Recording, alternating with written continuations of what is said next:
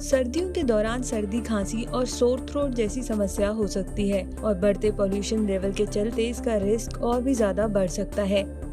ऐसे में कुछ आयुर्वेदिक काढ़े ऐसे हैं जो सर्दियों के दौरान होने वाली समस्याओं से लड़ने में आपकी मदद कर सकते हैं। उनमें से एक है तुलसी का काढ़ा, जो सर्दी खांसी के लिए बहुत अच्छा माना जाता है।